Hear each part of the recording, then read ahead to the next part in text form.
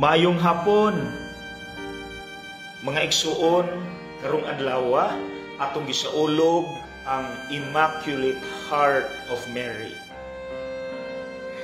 Unsa nga klase nga kasing-kasing ang naa ni Santa Maria? Kasing-kasing sa usa ka mama.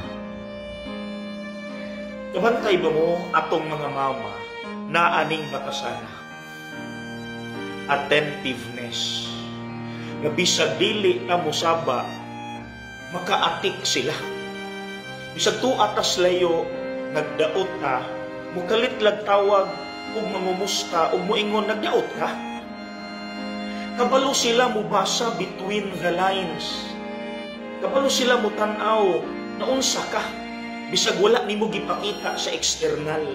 Ingana sila ka-attentive.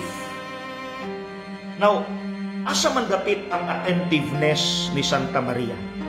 Mga igsuon, gamay pa si Santa Maria, ipadako na siya sa iyang mama o papa, Santa Ana o San Joaquin, nga maayong tao. O gipaila-ila na siya sa Dios. Maunang gamay pa Santa Maria, taman siya na dalaga, lalom kaayo. As in, lalom kaayo ang iyang pag-ila sa Dios. Muna tungod ni Ana, nahimo siyang attentive sa mga gakahitabo sa iyang kinabuhi. Kabaluta, daghan kay pagsulay si Santa Maria, daghan kay siyang naagian. Nga tanaw nato, di nato makaya kung kita. No? Ultimately, katong gabitay iyang anak sa krus. Walay inahan makakaya magtanaw sa anak nga nagantos. Pero mga igsuon, asa man ang bunga sa attentiveness ni Santa Maria?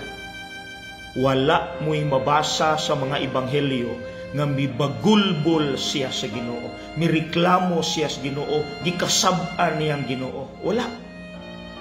Kay kabalo siya mutanaw sa gakahitabo sa iyang kinabuhi nga kini gitugot ni sa Dios nga akong sination kay dinhi mulig-on akong pagtuo niya.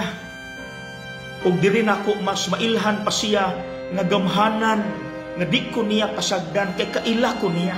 Mga igsuon ingon ana unta ta. Sama ni Santa Maria, attentive ta, di ta basta-basta mo reklamo kay nakabaluta kinsa ang Ginoo, unsa iyang mahimo sa atong kinabuhi. Nga igo ra ta mo hilak, dili ta mo surrender. God bless.